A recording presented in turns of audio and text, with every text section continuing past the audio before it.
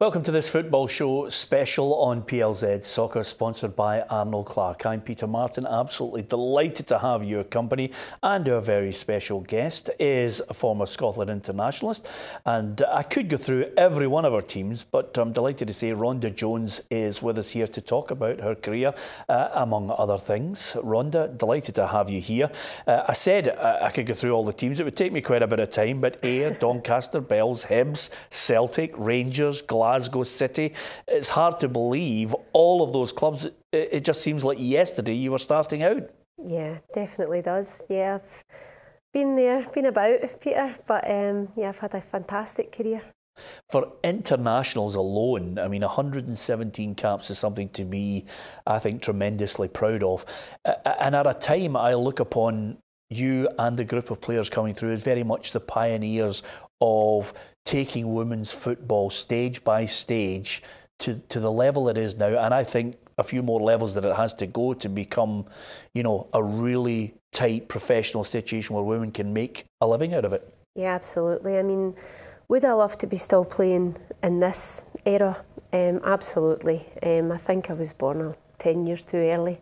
However, I see what they've got now, and you know, there is that wee bit of jealousy, as well as I'm really proud that we were there at the very beginning. We were there when we were B category, you know, wearing men's hand-me-down kit, you know, at that very beginning part.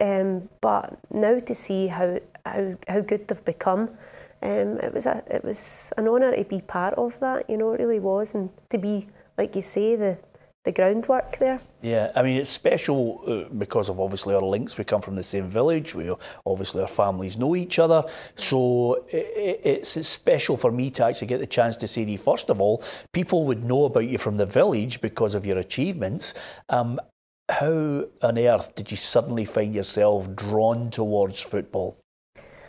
My big cousin played football, and I used to watch all his games with Yet Farham. He was a goalkeeper over there, and he was my idol, and I always wanted to go. And I thought maybe one day the managers would see me at the side and go, right, okay, we need somebody on, put me on. But he was my idol.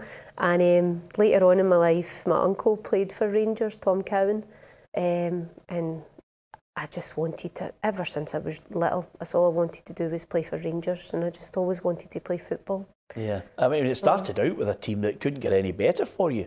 Yeah, absolutely.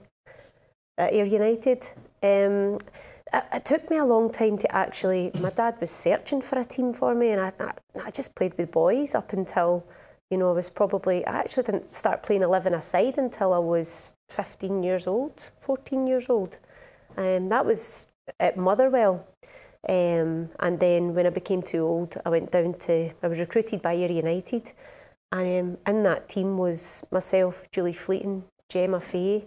I mean, we all grew up together, you know, right through the ranks, and eventually at that point, it was Cumbernauld that were the big team. They were all the internationalists, the seniors. They were unstoppable, but we were these young kids just growing up together, and eventually we took over the reins and we were winning every domestic honour. So it was fantastic.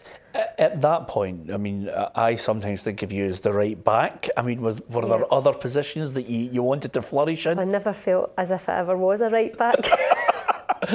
No, I much preferred centre back. But my coach believed I was a right back, and I wasn't arguing. I was getting a game, so I was quite happy to play wherever. Yeah, who were the players at that time that you were playing against? You mentioned Cumbernauld and all the internationalists. Who were the players there that you were looking at and thinking, oh, you know, the standard's getting better and better. These girls can play. When I was young, it was Pauline MacDonald. She was the captain of the national team. Linda Brown, players like that. Pauline Hamill. They were all the kind of senior players that we all kind of looked up to at the time. But then growing up with the likes of Julie Fleeting and Gemma Fahey, they were my teammates as well as people that I looked up to also. What did it mean to you to be a winner in that team? Because you would have been a young girl trying to make your way in an environment where women's football hadn't really, you know, caught on. You were very much the situation where, you know, you couldn't earn a day-to-day living on it. No, absolutely not. We were still paying to play football. We were getting down into the dressing room and chipping in for the referee, and you know, it was that kind of situation. My dad was driving me from Motherwell down to Ayr twice a week, and then at the weekend to play a game as well. So it was a big commitment for my parents as well, you know. But he saw something in me as well, and he knew that was my dream, so he allowed me to do that. And yeah, you mentioned Julie Fleeting. I mean, a special player as well at international level. Yeah. And again, is that the best of the international players you played with?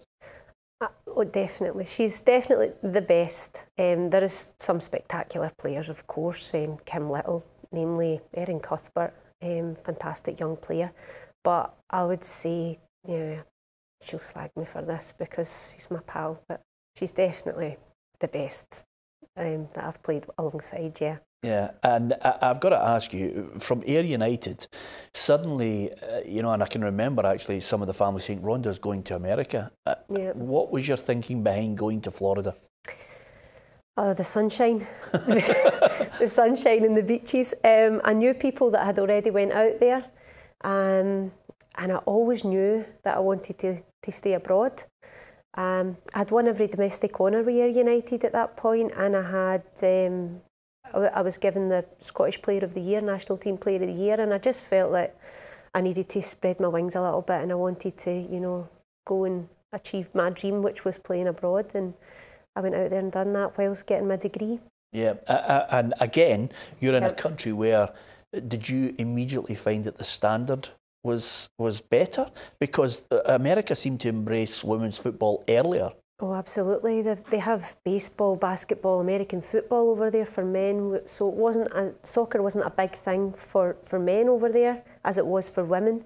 There was so many universities, but obviously the USA women's team were dominating at that point, and everywhere you would look, it was just little girls playing soccer. Yeah. Did it make you a better player? I believe it did, yeah. I had to leave the national team. It was a choice that I was given the choice whether I stay here and I was on the national team, or I leave and they would exclude me from the national team.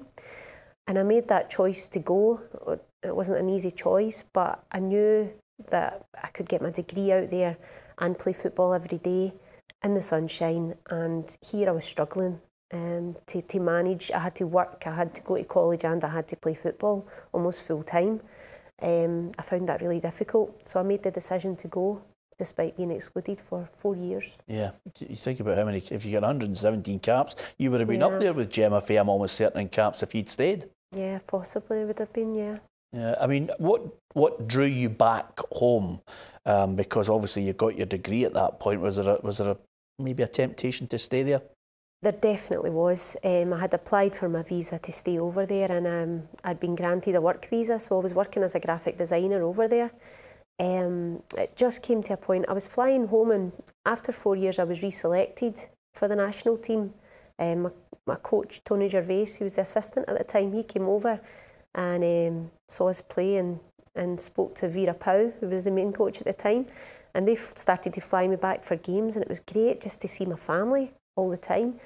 But it came to a point where I guess everything changes in your life and priorities change. My sister struggled with her mental health at that time, but she had a little girl, and my mum was unwell at that point as well. And just after I graduated, my mum found out she had breast cancer. So I just felt like, you know, I've had enough fun over here, it's time to go back home. So that was a choice that I made.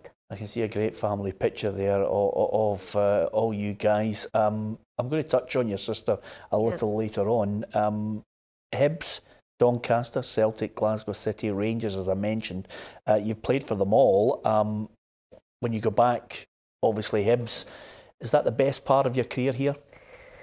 I would say so. I really enjoyed my time at Hibs. That's the first club that I signed for when I got back, and all of my friends played for Hibs, you know, and that made it just so much better to just be playing alongside your best friends, you know. I really enjoyed my time there, and we were very successful at Hibs. Yeah, how many, I mean, give me some of the names of the people you were playing alongside there. Stacey Cook, Gemma Fay again. Can't get rid of her. Sure, yeah.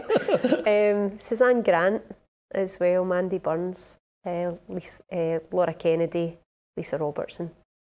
Now here's a great question.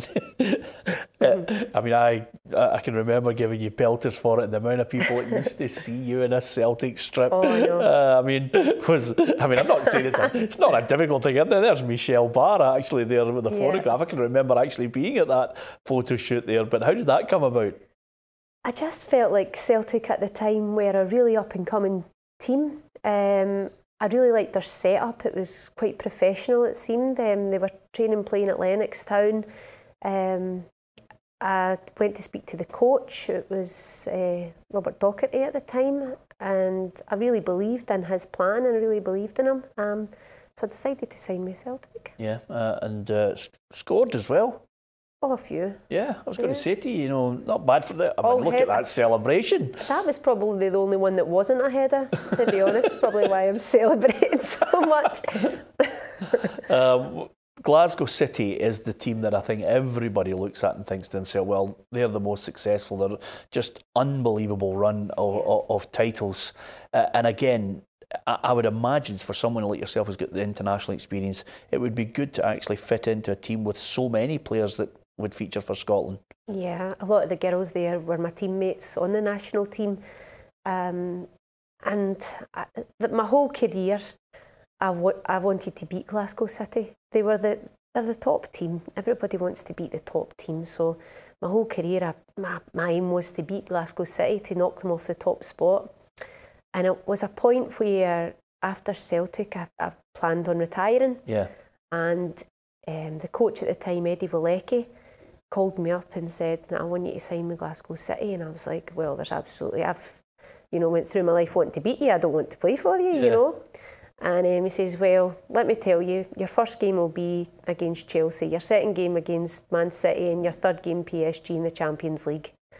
And I thought, right, okay. Yeah, I'm in, right, where do I sign? So I thought, it was probably the only thing that I hadn't done in my career was play in the Champions League. And I thought, I want to tick that box before I bow out. What did you think of the standard? Fantastic, absolutely. Did you feel as if you could hold your own? In Glasgow City? Yeah, just you personally, when you looked at the standard of players you were up against? Yeah, I played with those girls. Yeah, and I was still on the national team, starting on the national team at the time. So playing against PSG, Man City, didn't hold any fears for you? No, it didn't, no. I just relished the competition, really. Was it good that you get to a situation where you said you won every domestic honour with there? It's a nice little fitting end to it all, winning things with Glasgow City. Yeah, that was going to be my kind of, my final box to tick, and I thought, yeah, after that I'll retire. Yeah, but you didn't. I didn't. I think the Swan Song is the ultimate one for you. I presume, I'm ready to retire, and then suddenly Rangers come in, you dancer. Oh, I know. I think I put it off, and they'd been asking me, and I was, come on, you're a Rangers fan, play for the jersey, and I thought, no, I don't want to do it. And my dad's a big Rangers fan, as you know. And he was like, I'm not going to say to sign for Rangers, but it'd be lovely if you did sign for Rangers. He really missed coming to watch me play. Yeah. And I come home that day with my training kit on. I was like, right, Dad, I've got something to tell you. I've never seen him smile so much in my life. So I'm so glad I did. I'm really so glad I did. I don't know if there's a better feeling than pulling on the jersey, the team that you've supported all your life. It was fantastic, and it was a great bunch of girls. So yeah, I'm glad I did. Was it emotional for you when you finally hung up the boots? It was extremely emotional. It was just the end of a chapter, and a change of your whole identity, really, It was very difficult. Yeah. It was a sad, that day was a sad day, but it was also a really, obviously, end of a chapter. It was a happy day as well. Yeah, internationally, 117 caps is something to be tremendously proud of. What were the highlights for you? My first game, when I was asked to come back from America, and they flew me back for, it was a playoff match against the Czech Republic, if I remember correctly, and I started in the game after being out for 4 years, and I scored the winner in the 89th minute and put us through. So that was one of the most special moments that I can recall. Something that I'll never forget. Yeah. Do you keep a hold of many of those international strips? I do. I've got them all in my cupboard. Yep. Good, good. I always say that to players. You know, the amount of times I speak to guys like Ruffy and where's your strips, and they go, oh, they're up in a cupboard somewhere. They're in a plastic bin bag in the loft. But you know, these are things that you should cherish and look back on with great pride. I'm going to flip it on its head, because if we've talked about your football career, the most difficult thing to phrase about talking about your family life is your sister, because I know she meant such a lot to you. Gemma and you in the early days, you know, I see some great pictures of you growing up together.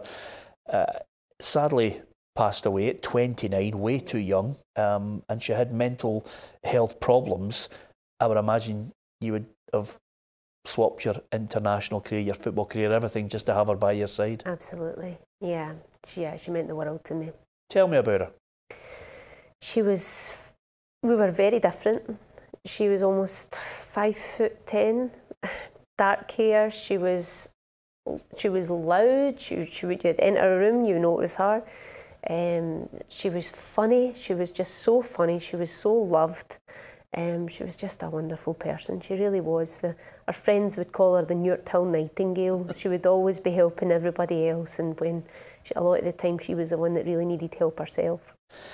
Now, with that in mind, mental health problems, something that's really come to the fore, and people are now starting to make an extra special effort to try and say, look, these are the problems, this is the particular problem you've had. How difficult is it, first of all, in diagnosis to think my sister needs help? It was so difficult, and for someone that I have never suffered really from a mental health condition, to go through that with my sister, I can't imagine what it must be like for people that suffer from mental health to try and seek that support and try and get that help themselves, because it was so difficult for me to try and get that help for her. So that's why I'm very passionate about it myself now. Yeah. Did you? I mean, how do you spot the signs, first of all? I mean, even from the early days with your sister, did you? I mean, how do you spot it? How do you first of all say there's something wrong? That's exactly what I did say when I came back one time from America. I thought that she was making choices that were they weren't great choices in her life at the time. She was just trying different kind of coping mechanisms. She was struggling with life. She was very down. She was shutting herself away. And then there was points where she was so happy that it would come across as she was on this high, and it was spending all her money, and you know, there was just so many signs there, but very difficult to get a diagnosis. Is it fair to say erratic behaviour? Absolutely, completely erratic. It was just, and he started to learn to see the signs that she's really starting to, you know, peak. She's really starting to go down now, and she would begin to recognise that herself and know what was coming next. Yeah, she had 2 kids. Yes. That were the centre of her life as well. I mean, do you think maybe in the marriage, losing, you know, the kids losing their dad as well would have been a significant factor? Yeah, absolutely. I think that was a huge turning point for her. When she lost her partner, Gary, our mental health just deteriorated really quickly after that. Yeah, she always missed Gary, even to her last day. She still spoke of him. What do you do then at that point when you've exhausted every avenue you can? At what point do you finally get the right diagnosis on it? And you know, I know that you fought hard to try and look for the right diagnosis on your sister to get her the help before it's too late. Yeah, I think that, well, 1 in 3 people that go to a GP surgery is about a mental health condition. Yeah, at the moment in North Lanarkshire, there's no mental health practitioner in any GP surgery, which doesn't make any sense to me. So she's going to her GP and they're doing the best they can of what they know to prescribe her medication and send her to an NHS psychologist. So at that point, you're looking for a diagnosis. She was wanting to be better. My sister wasn't locking herself away, just struggling away with this. She was wanting to get better. So eventually, almost like she was like a guinea pig with different medication over the years. I mean, from the age of 19, so for 10 years, she was on different medications, trying to find this, magic solution, to a point where my family had to pay to send her private, to a private place in Glasgow to finally get a diagnosis. From that point, you're thinking, okay, 10 years of pain, she gets the diagnosis. Did you feel at that point, great, we've got a chance to save her? We did, actually. When we got the diagnosis and finally we knew what our condition, and we knew the treatment that she needed, we knew the medication that she needed, I was in the appointment with her and we just both broke down crying. It was like a weight, like she could finally say, this is what's wrong with me and this is how I need to get better. But there was then the disappointment of going back to our GP, and our GP then saying, yeah, but this isn't offered on the NHS, this treatment. So that was just another blow to her, and I think by that time she'd had enough. You lose your sister. It's, I don't think anybody can imagine at 29 losing your sister, your best pal. Yeah. What was that moment like for you guys? It's something we'll never, ever get over. We knew, obviously, our whole life she'd suffered, but it's not something that you prepare yourself for. It was horrendous. I can't even describe how, hurt we were that day just to get that phone call. I presume at that point she'd lost all hope. She was just looking for a way out herself and took herself over the edge. Yeah.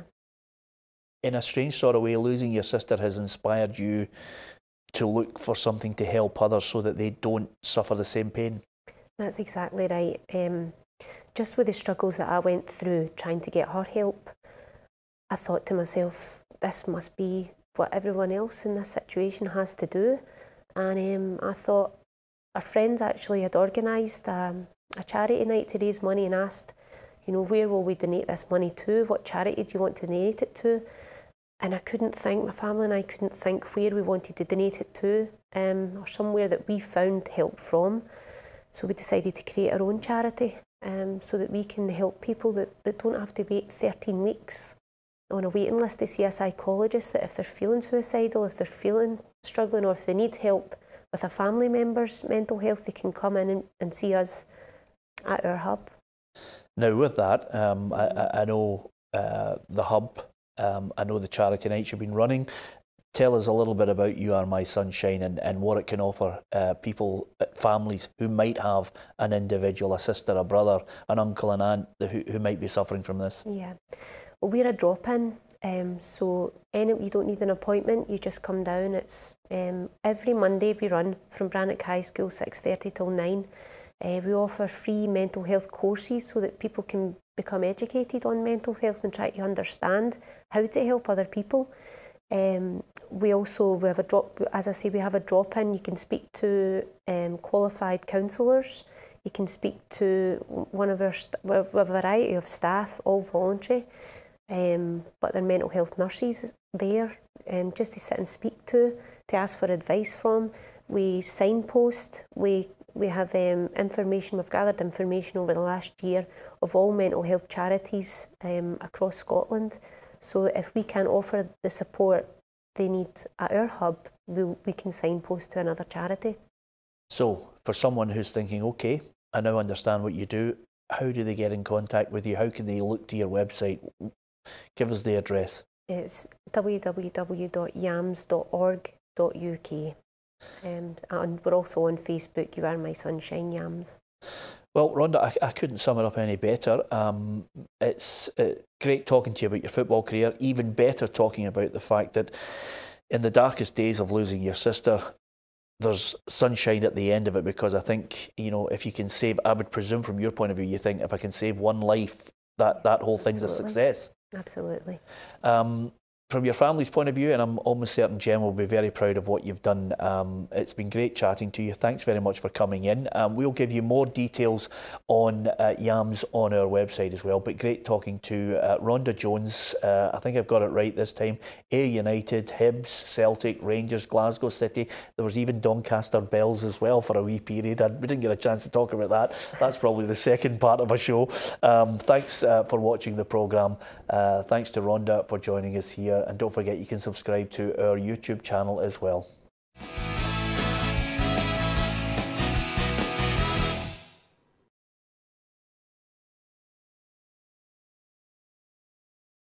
Welcome to PLZ Soccer. Why not join the football family and download the PLZ app? You'll get all the latest Scottish football news and up-to-date news on English and world football. There's also a feature here where you can record yourself talking about your favourite team. If we use the video, you could feature on our football show. For all the latest news in Scottish football, download the PLZ Soccer app in the App Store and in Google Play. Come and join the football family on PLZ Soccer.